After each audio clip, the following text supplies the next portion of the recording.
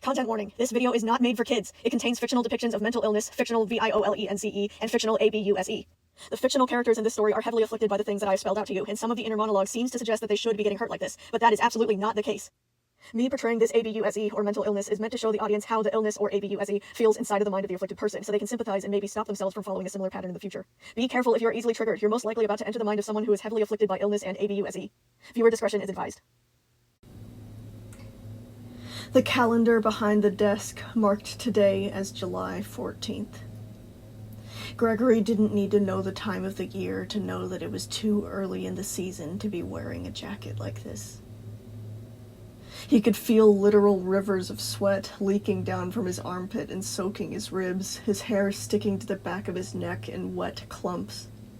No matter how many times he wiped his sleeve across his forehead, it did nothing to interrupt the flow of sticky oil.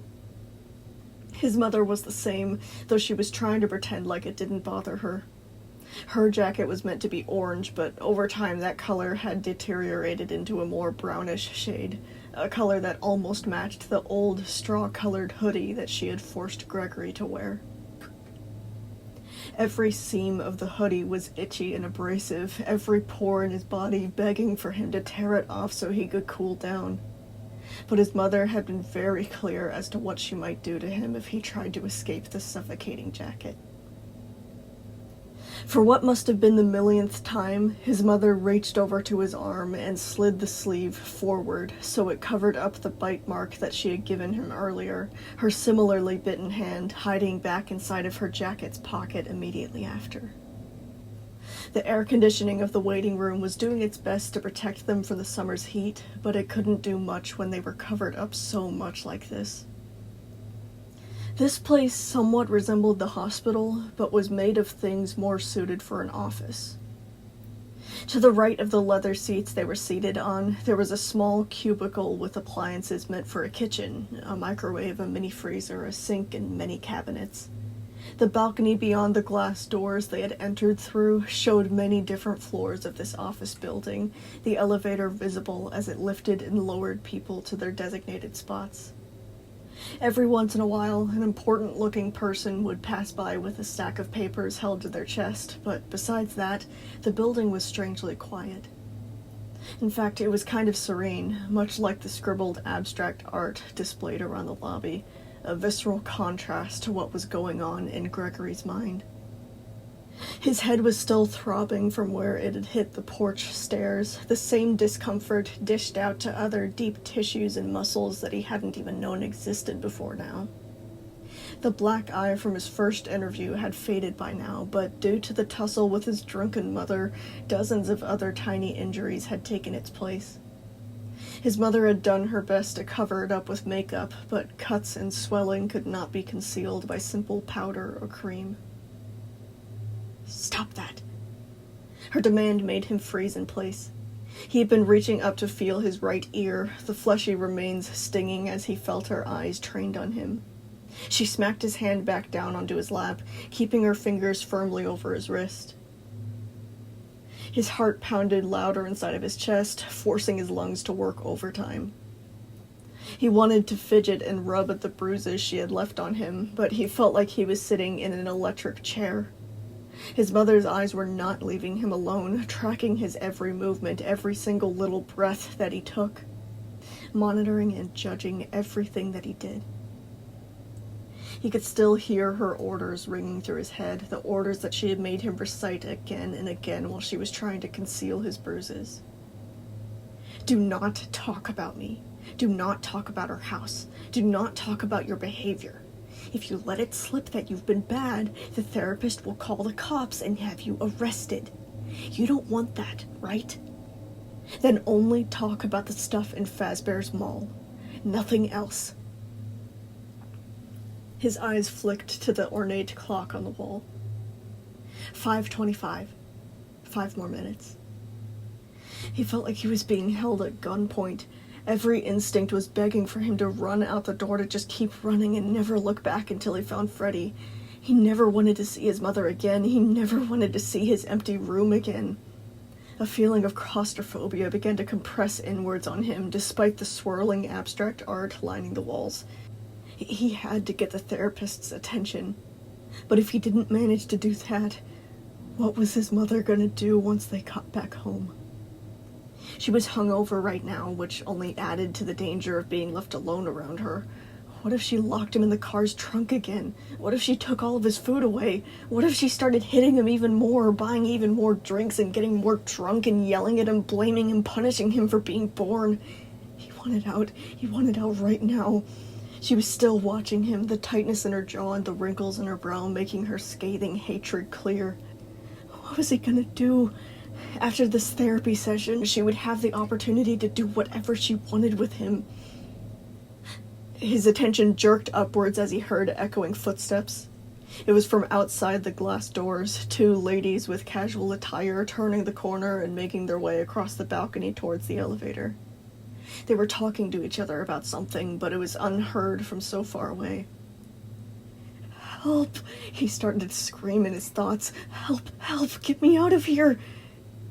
He wanted to move that cry into his voice box, but his mother dug her dirty nails into the back of his hand, as if she knew exactly what he was thinking. He watched the two ladies pick a floor and enter the elevator, his heart sinking as the opportunity dropped out of his field of view. He wanted Freddie. He knew that it was probably childish, but Gregory just wanted to be with Freddie again. He had felt safe with him. Freddie cared about him. Freddie loved him. Freddie would never hurt him like his mother did. But he just didn't know what to do. His mother would never let him out of her sight again. What if his plan didn't work? Instead of letting him go back up to his room after Crystal's visit, she had taken him to her room. "Since you've broken my trust already, I have no choice but to keep you in here with me at all times," she had told him as she locked the door. "If you behave, I'll consider giving you back your room in 2 weeks." He didn't even want to imagine what life would be like trapped in his mother's room. Every single little action would be analyzed and poked at suspiciously, the lack of a window making it impossible to know how many days had passed, the danger lurking in her bed, forcing him to sit among the piles of empty bottles and hope that she forgot that her favorite scapegoat was within arm's reach.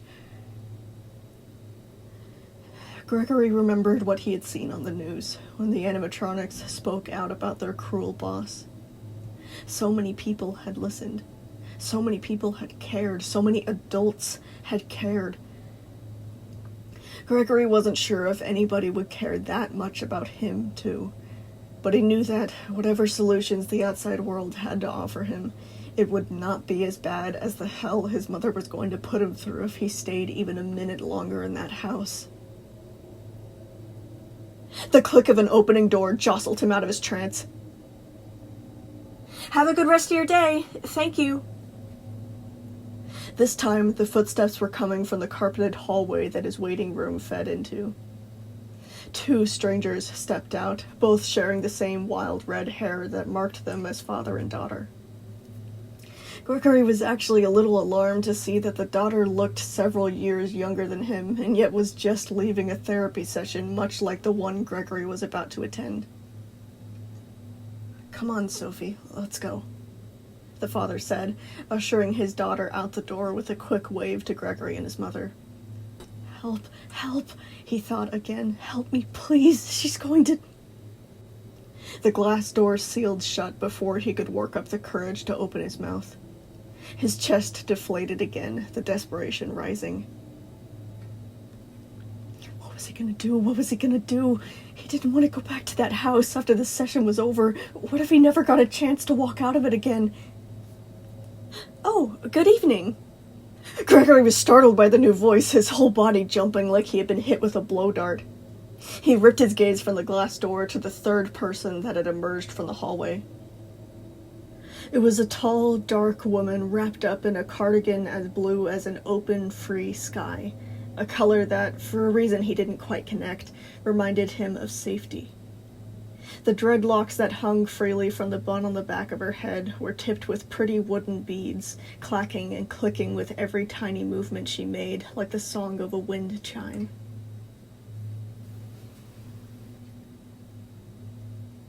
The meaning behind her appearance clicked in his head. She must be his therapist. Crystal had said her name before, but Gregory couldn't remember what it had been. "Hello, you're Gregory, right?" the therapist asked. Yeah, Gregory said, his voice shaking more than he expected it to. "My name is Dr. Morris." She reached out a hand to shake his. "It's so nice to finally meet you, Gregory." Surprisingly, her eyes didn't flick up to the scars on his scalp. He had gotten used to seeing every new stranger make that quick movement when they glanced his way, making it clear that they had noticed the marred flesh before they did their best to pretend that they didn't. But Dr. Morris just looked him in the eye like there was nothing wrong, shaking his hand when he allowed her to. "A little nervous?" Dr. Morris asked, chuckling lightly. "It's all right. I'm not going to hurt you." She turned back to the hall that she had come from. "All right, this way, please."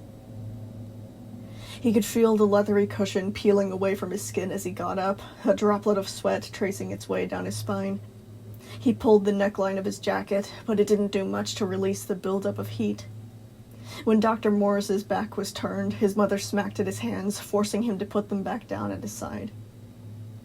They passed by several dark wooden doors, a few of them holding murmuring voices inside.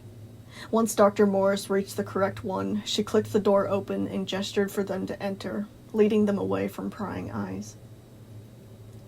Gregory wasn't sure exactly what he had been expecting.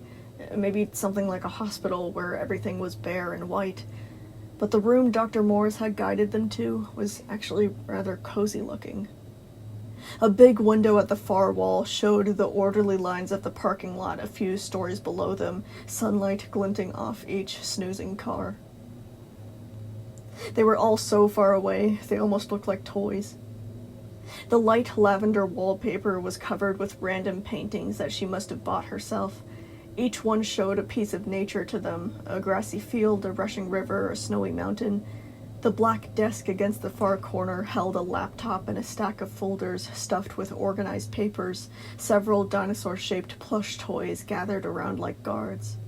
He didn't know the names of all the species, but he was able to recognize a big T-Rex, a plant-eater with a really long neck like a giraffe, and a triceratops. "You can sit wherever you want." Dr. Morris gestured to the sofa, which was opposite to the desk. The sofa looked a lot more comfortable than the seats in the waiting room, covered in flowery golden patterns that stuck out from the red velvet of the pillows. His mother pulled him to sit beside her, the softness of the cushions not doing much to ease him. His mother's hand did not lift from his wrist the entire way down, the stiffness in her posture sending goosebumps prickling over his skin like an infection. Dr. Morris settled behind the desk, keeping her distance while still holding the gentle smile. "Wow, did you two move up here from the south?" Dr. Morris began casually. "How are you wearing those jackets in this sort of heat?" His mother's fingernails dug into the back of his hand as she answered for him. "Oh, yeah, we came up from Texas." It was a complete lie, but Dr. Morris didn't probe further. "So, Gregory, what's been going on lately?" Dr. Morris asked him, keeping her hands folded beneath the desk. He opened and closed his mouth, the dryness making his tongue feel like a shriveled-up worm that had been baked into the concrete. His mother's grip tightened, and he glanced up to her, fear fluttering inside of him. Her face was set into an uncanny smile, like some twisted parody of the one Dr. Morris was wearing. And her eyes, they were way too wide, completely motionless upon him, keeping him from moving a muscle. "He's been mostly all right, I think," his mother said.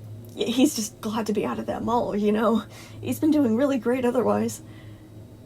There was a tiny twitch on Dr. Morris's face, but he couldn't identify it before it was gone. "Oh, really?" "Yeah, I'm not sure what exactly we've come here for, but my cousin Crystal was saying that we had to." Gregory could already understand what his mother was about to do. "Help, help," he started thinking, sweat stinging the scar tissue around his scalp. "I don't want to go back home with her." He wanted Freddie. He wanted to run to him and hide in his writing compartment and never ever come back out. His throat squeezed around his voice box as he fought back frightened tears. If he didn't do something, he might never see him again. He had to be brave. Brave like the Pizzaplex had taught him. Gregory bit the bullet and turned his head to look directly into Dr. Morris's eyes. Well, just because he says that he's alright doesn't mean that he's always alright, Dr. Morris was telling his mom, her pupils flicking to him and then back to his mother. Oh no, look at me, he thought. Gregory kept his eyes on her, staring so intently he thought that they might pop out of his head. There were so many things that he had to convey with just one look. He wasn't sure if Dr. Morris would get a single part of it. No, really, his mother stammered, clearly finding it hard to think through her hangover. He's been saying that he's fine. I haven't noticed anything weird. I mean, except for the gaps in his story. What gaps? His mom adjusted the claw clip that held her hair together. He's been kind of mixed up and confused when talking about what happened in the Pizzaplex. He's been kind of making a lot of stuff up, and I can't tell if he's finding it a little hard to distinguish between the stuff that he made up in his dreams and the stuff that happened in real life, but... Gregory did not move. He did not blink. He just held eye contact with Dr. Morris, who was returning that same attention to him. Are you feeling all right, Gregory? She asked. Crap. Gregory dropped the eye contact to glance up to his mom, quickly arranging his face into something nervous and quiet, just like how she wanted. Yes. An idea shot through his head, and he began to scratch at his right wrist. It's fine. I don't think I can really talk about it. The moment his mother looked back up to check for Dr. Morris's response, Gregory was back to maintaining that same intense eye contact, nudging his lids wider and wider, trying to show her the panic that was fluttering inside of him. Help, please, please help, he began to think, as if he could push his thoughts over to her through the rising temperature in the air. Don't let me go back home with her. Don't let me go back. Don't let me go back. You don't have to talk about it right now if you don't want to. Dr. Morris tilted her head slightly, then tried to correct it as if she had taken notice in the shift. I mean, I'm still a stranger, so you don't have to start spilling everything to me. He kept scratching at his wrist, slowly taking each stroke further up his arm, pushing back the long sleeve of the jacket. When his mother glanced down, he stopped scratching, forcing his features back into submissive shyness. Yeah, he doesn't really do well with new people, his mom said, her fingernails pressing into his left knuckles. And he's been really tired out by all the stuff his dreams are making up. I'm not even sure if he's going to tell the full truth or if he'll just start talking about monsters in his closet. Gregory scratched further up his arm. The first few nicks of his mother's bite peeked out from the sleeve, the intense staring contest between him and Dr. Morris going on, his desperation rising with every second that passed. Dr. Morris was picking up on it, picking up that something was horribly wrong. Help me, get away from her, he wanted to scream. He swallowed the words down, pulling up the sleeve further, beads of sweat gathering on his brow. Even if they're just dreams, that doesn't make them any less serious, Dr. Morris said slowly, still held in his stare. Is there anything in particular that you want to tell me, Gregory? He didn't respond aloud. Without moving his head, he fixed his gaze downwards on his exposed forearm, then back up to her, to his forearm, to her, back and forth, until she followed his gaze. The mark where his mother had bitten him. Dr. Morris could see it clear as day. His mother's fingernails were digging into his knee now, nearly drilling through the skin. But it was far too late to stop the sudden flash of understanding that came over Dr. Morris's face. Oh, yeah, his mother interrupted, pointing at his bitten arm as if it wasn't actually a secret. This is, he bit himself. Despite her terrible delivery, his mother seemed intent on trying to save the moment somehow. It was during a nightmare, I think, and he bit his own arm because he said that he thought that it was the the Freddy thingy. It was such a sloppy lie, Dr. Morris didn't need another word to understand what had really happened. The semicircle of tooth marks was delivered from the outside of his arm, away from his body, making it completely impossible that he had done it to himself. Still, Dr. Morris kept her cool through that realization. Leaning forwards against the desk, she asked him, "Gregory, have you been biting yourself?" Yes, Gregory said, while shaking his head no. "This could be very serious," Dr. Morris said, keeping her tone relaxed. "Self-harm is not something to be taken lightly. Do you want to talk about it?" He's probably just going to end up lying about it. His mother's pressure on his kneecap was enough that he was sure that she was drawing blood. He was telling me all sorts of crazy stories about it before finally admitting it to me. I'm not sure if he's going to tell the full truth to you right now since, he doesn't know you. I think he just can't admit to it with an audience, Dr. Morris insisted. Maybe you should step out of the room. He might be embarrassed to talk about it around you because you're his mother and he thinks you'll be upset with him. The silence in the room was just as tangible as the heat roiling below his suffocating hoodie, his heart thrashing around so hard it felt like it was trying to break out of his ribcage with brute force. Are you sure? His mom eventually stammered. He kind of gets freaked out when I'm not around. I don't want him to start having a panic attack in your office. If he does, I could start teaching him how to calm down from that. Dr. Morris brushed that off. I feel like we can make a lot of progress if Gregory has some time to be honest with me. I don't want to leave him alone with you. His mother chuckled nervously. I want to be with him for this. Anything he can say to you, he can say in front of me. Her nails were so sharp he found it difficult to keep from whimpering in pain. His vision was distorting as his eyes filled with tears, finding it harder and harder to breathe as he silently begged Dr. Morris for help. I think he wants you to go. Dr. Morris stood abruptly, her rolling chair bumping against the wall. I can tell he's got something that he wants to tell me in private. Trust me, this happens all the time with other kids. They feel like their mother or father will be biased against them and ground them for saying something alarming. I don't know you, his mother snapped, jumping from the couch as fast as Dr. Morris had. You could be like a child molester or something. I'm not leaving my son alone with you. That accusation is uncalled for. Gregory's heart jumped at the forcefulness behind Dr. Morris's voice. I'm only asking that you give your son some space so he can be more honest with me. You're making him uncomfortable. It was bizarre to see someone refuse to stand down to his mother. She seemed just as surprised about it as Gregory was. She scowled at Dr. Morris for several long moments, each one dragging out for an eternity, like the feeling of a branding iron being pressed into his skin. Ma'am, please leave the room, Dr. Morris repeated, steady and unbothered. Okay, fine, his mother spat before trying to gather herself into something more socially acceptable.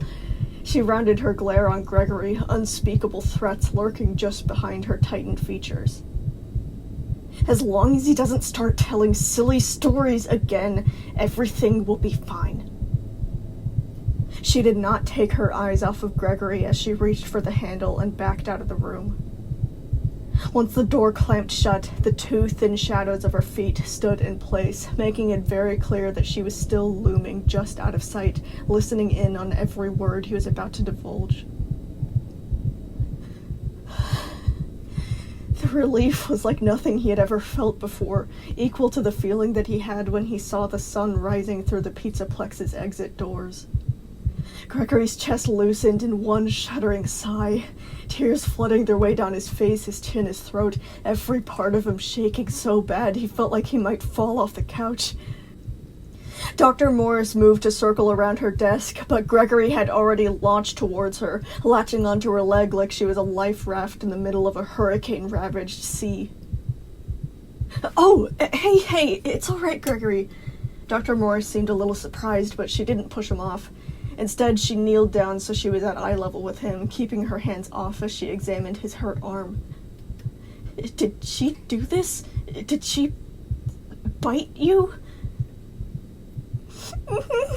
Gregory nodded, everything blurry from the overwhelming amount of tears pouring out of his eyes. Help me, please! I don't want to go back home with her. She's going to hurt me. Movement against the door made him go rigid, squeezing his eyes shut, the pulse in his neck nearly choking him. Dr. Morris stood abruptly, locking the door before the handle could be used again. When she returned to him, the story tumbled out of his mouth haphazardly, all mixed up. She was really drunk this morning, and I was trying to run away because she's been getting worse recently. And she grabbed me, and she dragged me back into the house, and she started hitting me really hard, and I bit her hand to try and get her off, but she just bit me back. He wanted to hold on to Dr. Morris, but was worried that would just make her mad, so instead he resorted to hugging onto himself. She was hitting you? Yeah. She said that she wished I was stillborn. Each gasp and hiccup made it harder and harder to get the words out to her, the rattling on the doorknob only increasing that overwhelming pressure. Okay, Gregory, Dr. Morris said, keeping her voice down. You're doing good. It's good that you're telling me this. I can help you out. Hey! Can I come back in already? Gregory covered his face as his mother pounded on the door. He sounds like he's freaking out. I think he needs me. Let me back in. Please don't let her back in. Please don't let her back in. She's going to hit me. Gregory begged frantically, clutching at Dr. Morris's pant leg.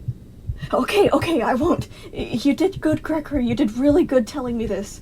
Dr. Morris tried to reassure him, though she still seemed reluctant to put her hands on him.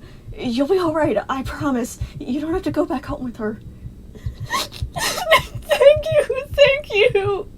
He sobbed, the scars on his scalp blazing bright as he grasped his head. Thank you. Without any hesitation, Dr. Morris pulled her phone out of her pocket and began to dial 911.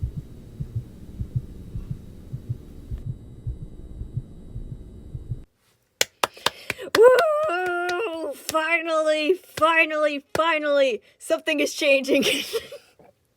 We are finally getting to the part where Gregory is going to get out of here. We are going to get her and throw her in the garbage where she belongs. Okay, so, remember, before you leave, remember to leave a like and comment about your favorite part, or just comment a few random letters. It can literally just be a keyboard smash. All that I need is just more promotion throughout the algorithm, and anything helps. So thank you so much for all of your support. I've made about $13 now. So, next episode is hopefully gonna come out soon. I'm gonna keep on editing right after this one. I've got a lot that just happened with Christmas and stuff. That's why I skipped a week. Because, we were, going to 1,000 different family gatherings. We have a huge family. They're all over the place. Anyway, so, next episode is hopefully coming out in, a week or so. I've started to make a good schedule of, once a week or so, because that's pretty much how I'm able to match it. Anyway, I'm talking for too long now, but, yeah, see you guys then. Thank you so much for all of your support and liking the video and commenting and stuff. Thank you so much, and, that's about it. Bye! Love you guys.